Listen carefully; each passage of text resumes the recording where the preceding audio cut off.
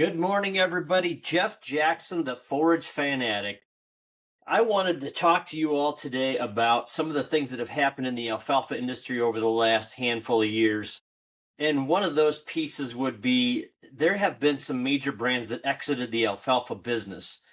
And part of the reason I'm doing this segment today is because I have seen different questions and comments from people in public, at meetings, conferences, on social media, multiple platforms, talking about looking for alfalfa varieties. Some things in their world had changed, and what do they need to do to try to get some really, really good alfalfa on their acre so that they can have a successful alfalfa stand and make some money. So one of the things I wanted to show today or point out is that multiple major brands or companies have either exited, been sold, changed hands, not selling alfalfa anymore at all, and a combination of all those in between. So a few that I want to highlight, some of the bigger things that have happened out there is that you had the Pioneer brand. They went away. They were under Corteva at one point. Corteva, as you know, basically the parent company had Corteva. They had the Pioneer brand, the Brevant brand. They had Dairyland. They had Alpharex at one point. Cal West got pulled into there. And then there was a bunch of licensing that came in the industry beyond that. At one point, Bayer, they were the first ones to exit. So Bayer with the DeKalb brands, the Channel brands, some of the other private label or in-house brands that they had also used the alfalfa through that Bayer platform. They exited the business, and we'll have another slide to talk about a little bit about who's left, who went where, and what was going on. But just as a representation, these are some of the bigger things that happened recently. And then this last year, Sorghum Partners, who owned the Alfalfa Partners brand, they closed their U.S. operations. The sorghum company went to Warner Seeds out of Hereford, Texas, and the alfalfa inventory, as I understand it, went to Milborn Seeds out of Brookings, South Dakota. So a few things have happened, and there are less major players and less brands available today in the industry. So as you struggle with some of those things on what to do, where to go, how to get it done, where we're going from there, this is a little bit about what happened. The Cropland brand, and it's no secret, I work for the Cropland brand. I've been a forage specialist for this company for 15, 16 years, worked for Cropland for 20 now. Cropland brand is out there, one of the largest single commercial brands in the industry that gets sold on acres. So today, when we look at how many acres are planted by commercial companies, Cropland brand is one of the leading companies in that category.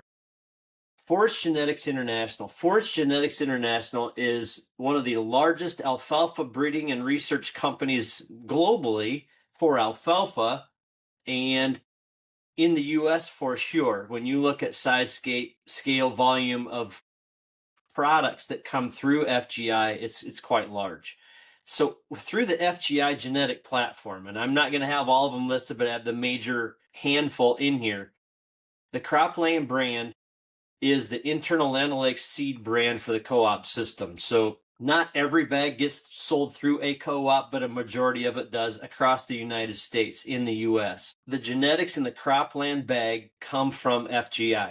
Forage Genetics International is a wholly owned subsidiary of Land O'Lakes, and the Cropland brand is the internal Land O'Lakes seed brand through the co-op system. Also from Forage Genetics International, you have the WL Research brand. That brand is a national brand as well, managed by Forage Genetics internally. The America's alfalfa that you see in the industry is also a FGI supplied and managed brand in the U.S. Next Grow. You see the Next Grow out there. Next Grow alfalfa brand also uses internal FGI material and is managed by FGI. Now, WL, America's Next Grow, they are through different distribution systems, so you will see those in the industry. And then FGI also does private label business. So you might have a few of those other regional brands that we had shown on the previous slide, they might access some seed, or somebody that you know, they might access a variety through the FGI system and put in their own bag under their own label. So there's licensing for that as well. So the Alpharex Dairyland business that was formerly owned by Corteva has been sold to DLF. DLF is a Danish grass company. They've been in the US for quite some time. They also do forage first. So they are an alfalfa company today that markets and distributes alfalfa. They have some breeding. They also do some private label into the industry. Many other regional brands do access genetics from Alpharex and Dairyland and the DLF system today. Legacy. So Legacy also is an alfalfa breeding company, a little smaller alfalfa breeding company. They are being, the Legacy brand is being transitioned and, from what I understand, folded into the Mustang brand into the year of 2026. So we'll watch and see what happens there. And then S&W again, and those U.S. alfalfa assets went to Milborn Seeds. So there's not a huge pool. Aside from this, there are some universities that are still doing some breeding efforts in alfalfa, but these would be the major players in the alfalfa industry today as far as genetic germplasm and what's going on from there. So when you see that and you understand that many different alfalfa companies are not selling alfalfa anymore, it tightens it just a little bit. And there are some new opportunities for people to look for different varieties or genetics than what they've had in the past. So at this point, I want to let you all know that that's a little bit of my industry update. Going forward in this segment, I have some slides that would show you options. If you had been purchasing Pioneer varieties, what are some of the options you might have to be somewhat parallel? If you thought you really liked those Pioneer genetics, what could you switch to today to make hay in a very similar manner? So I have a couple slides that I'm going to show talking about some different varieties that you might use as transition products going down the pipeline. So that's what's coming up next. If you're happy with that and you want to sign off, please go ahead. We'll catch up with you later. But going forward, we're going to talk a little bit about some conversions and how to make some choices on alfalfa varieties in the industry. So if you had been planting a Pioneer variety and Cropland brand is on your radar screen, which we certainly hope that it would be, any of these conventional varieties that hit the fall dormancy 4 market, and you can see them listed here, 54Q16, 54Q29, 54V, Q52, and the 54B66, and the 55V50 under the conventional side of things. This would be what we would suggest in the Cropland brand today to use as a transitional product where you really shouldn't lose any step pace. And actually, some of this Rebound AA and Gunner AA business would be a trait from a disease standpoint and stress tolerance. They should be disease and stress upgrades over the traditional Pioneer varieties that you had planted based on when varieties were released, how their breeding system was going when that whole transition and some of those sales took place, and when that was closed or that division shut down. So literally the Gunner AA and Rebound AA should be upgrades from disease tolerance and stress tolerance from what you were planting as a Pioneer. And we'll look at those trait differences on the next slide. If you're doing potato leafhopper variety in a fall dormancy 4 through Pioneer called 55V96, you would use Trailblazer XHH, so extra hopper tolerant. In the Roundup Ready world, if you were happy with your Pioneer genetics using the 54 VR10, the VR12, the 55 VR08, 54 BR65, this would be your transition plan. You would use the Roundup Ready Alphatron AA. And again, that AA is going to give you a better anthracnose and Phantomyces package for disease tolerances in the soil, and inherently dramatically improves the stress tolerance of those varieties. So there's a great transition plan for those fall dormancy 4s. If you had been using a fall dormancy 5 Roundup Ready, our product at the Cropland brand is Roundup Ready Tonica. Fantastic product. Been using it for years. Great winter hardiness on that thing.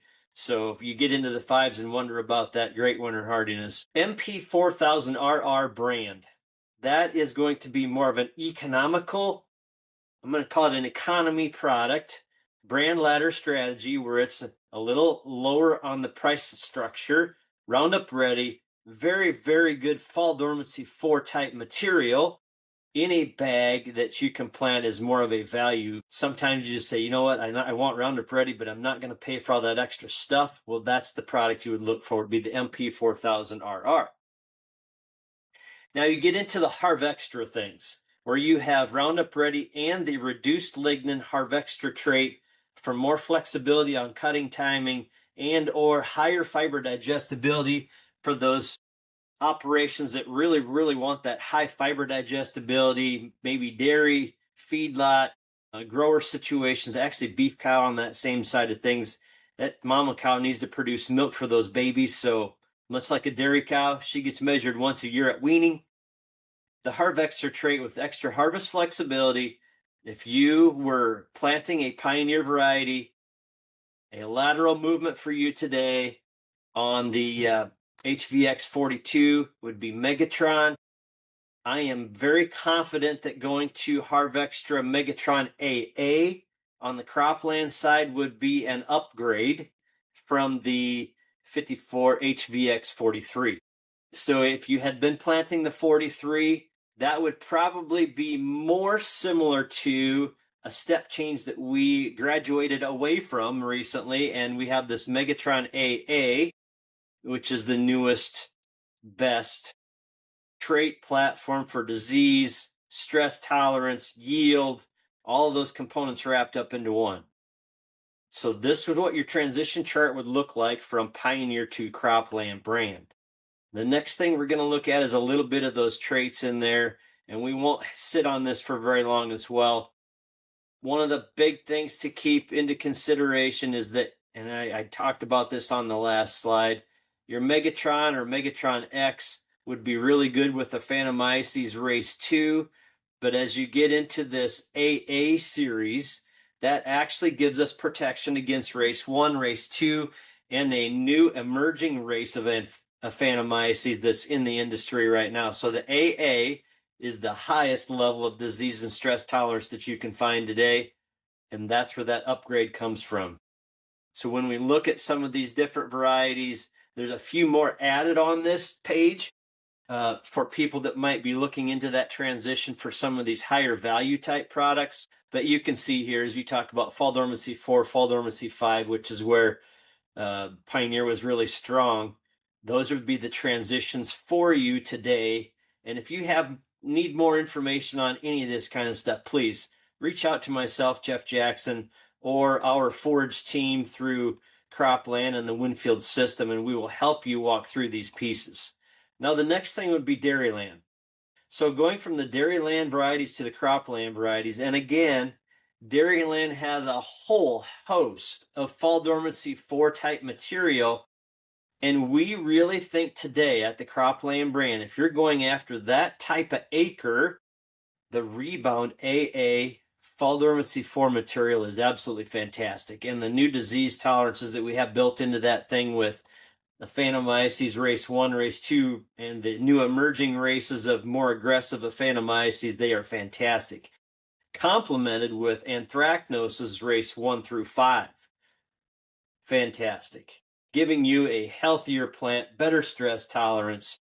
Again, stable yield components come with better stress tolerance. So all those questions we get about stress tolerance and drought tolerance and which one's going to be the best if I go on sand or have dry conditions or a a more moist, wet soil where we have more disease potential to nibble off those roots, the Rebound AA is the place to be.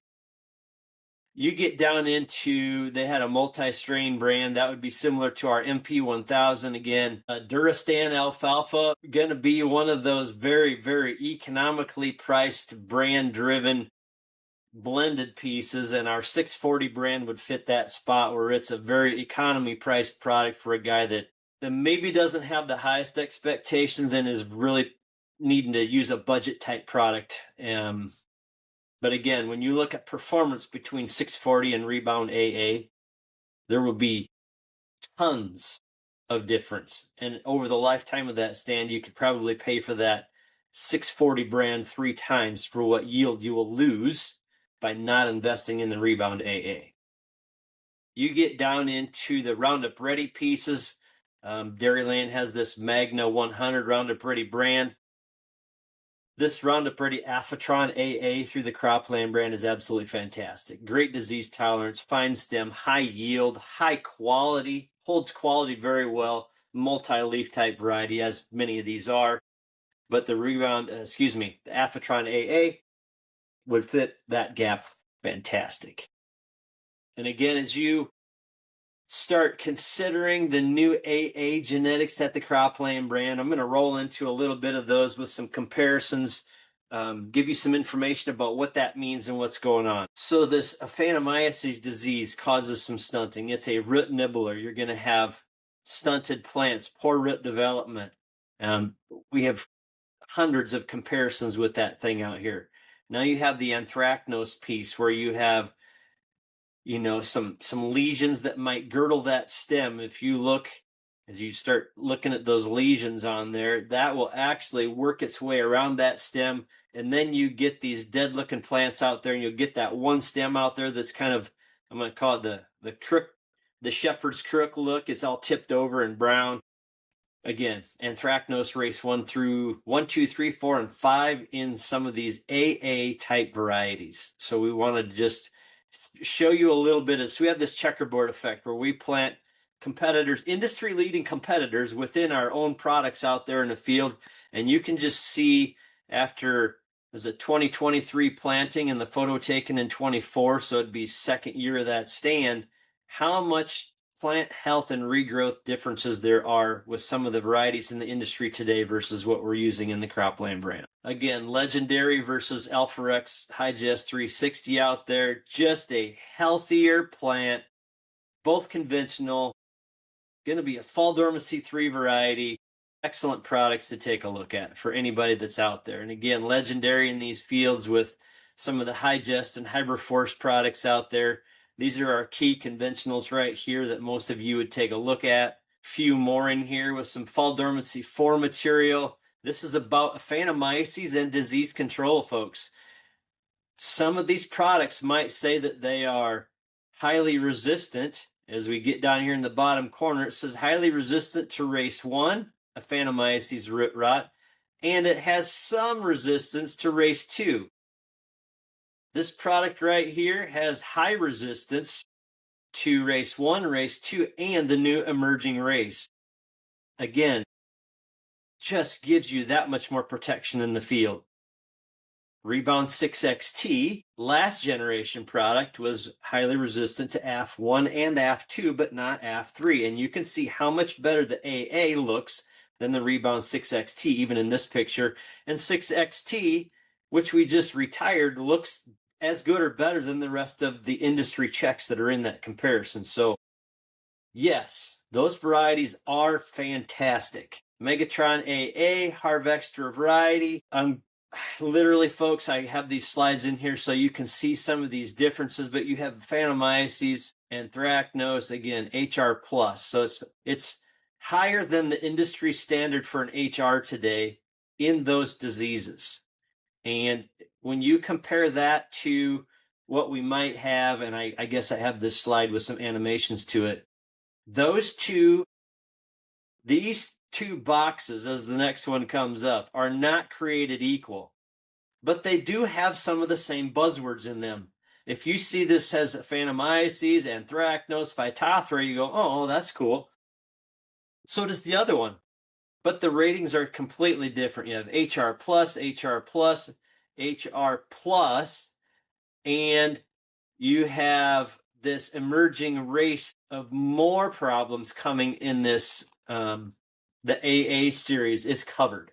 So that's the major difference there for everybody that wants to know. And if we were to see these two varieties planted side by side, I should get rid of those marks, shouldn't I? If I wanted to get, well, let's see, can I drag it out of the way? Nope, I'm going to add more. Uh, erase all ink on the slide. There we go.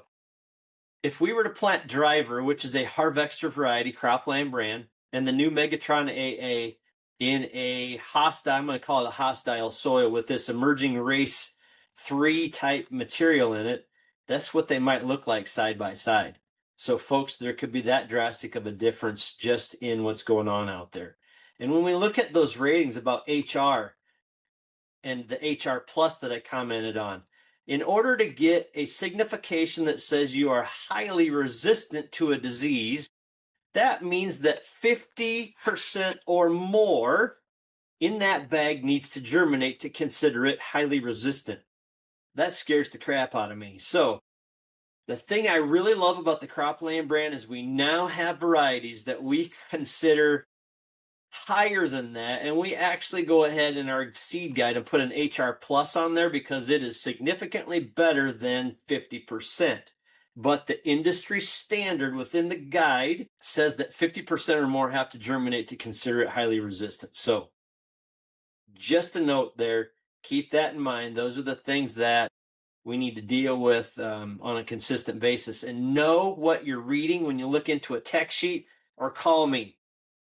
I walk through this kind of stuff all day long with people and help them walk through what they're getting, what they've got, what they should be looking at. So, very good. A few more of these comparisons with the Alphatron AA versus the old Alphatron 2XT. Nice little improvement there with the Phantomyces emerging race piece, and then the Pioneer that would be a comparable from the older varieties.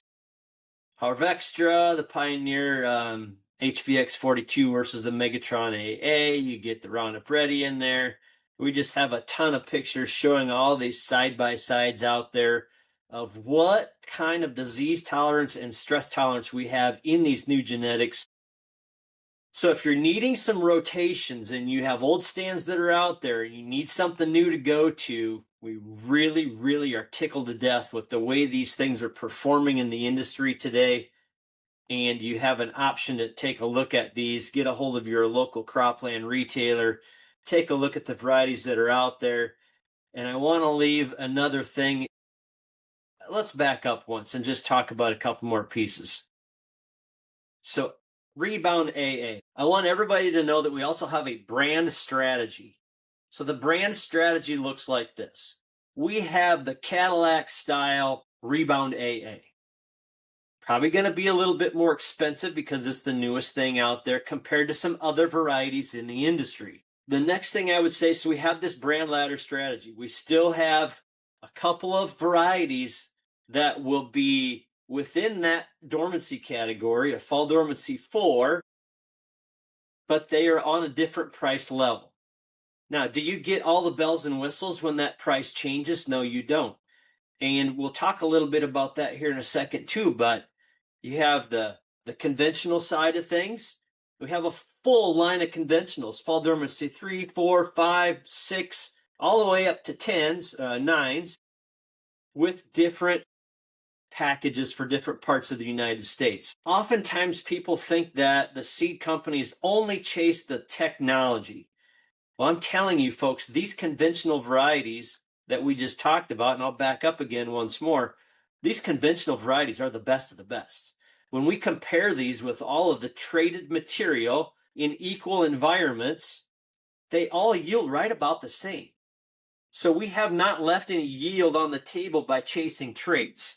And again, the conventionals are keeping up with the traded stuff. The traded stuff is keeping up with the conventionals. So there's really good yield parity out there. It's just what extra pieces do you need to have a better performance in your field tools in your toolbox, management that you can do. So keep that in mind as you go through these type of things.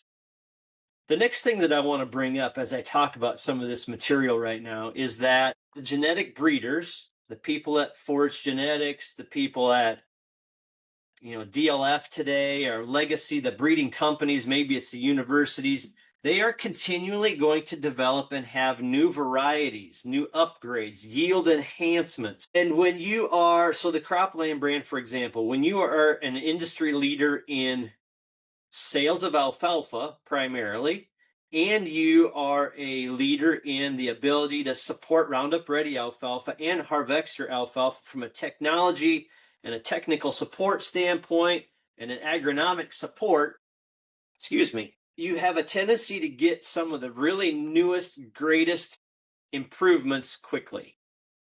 Why am I saying that? When we tell you that we're coming out with a new variety, there's a really high chance that the industry has not seen that variety yet. A product that we launched, so Rebound AA, let's use this for an example. I believe we started using this product in the industry in 2021, somewhere in that neighborhood. Rebound AA has been here for that long today. We are right on the cusp of another advancement, but just keep this in mind. As these things get licensed to companies to sell and market and provide to growers for products, not everybody gets the newest, latest, greatest toy all at the same time for multiple reasons. There's some volume aspects, there's some customer relation aspects, there's probably some pricing aspects. There are probably companies in the industry today that have not seen a product like Rebound AA. They haven't purchased the rights to license it, they haven't produced it, they haven't sold it. We've been using it again for 5 years. They potentially could be purchasing the product from the breeders that we used prior to this, that we called Rebound 6XT. I'm certain that there are companies today that are going to say, hey, we've got a brand new Fall Dormancy 4 out there, and it's going to be the same germplasm that we retired 5 years ago. When people say they have something that's new, yes, it might be new to their lineup. It might be new to their platform. They maybe never have seen that advancement before. But as an industry, do yourself a favor, ask some questions, do a little research, call me. Rebound AA is the latest, greatest, newest advancement in stress tolerance and disease tolerance in the alfalfa industry. There are very few people in the industry today that can say they have the same level. There could be 35 brands in the US that sell alfalfa. Maybe there's probably 50, 100. I don't even know what the number is today. But maybe 3 or 4 have access to this type of material. Not the same variety, but very similar type material. When they say they have a new variety, it might be just new to them, but not new to the industry. So do your homework, ask some questions. Same thing with Roundup Readies. And I get a little bit pained about this because Roundup Ready has transitioned a lot in the last, well, let's say 2007, I think, is when we started talking about that. And then 2011, we reintroduced it. So since 2011, 15 years ago, this has come a long way. So when people tell me, oh, Roundup Ready sucks, this doesn't work, that doesn't work, blah, blah, blah, the variety stinks, it doesn't yield well, doesn't last very long. I don't know what your scenario or your situation is, but I will tell you that these varieties today, 15 years later, are fantastic. If you have the management system and the capabilities to use glyphosate tolerant alfalfa, they work fantastic.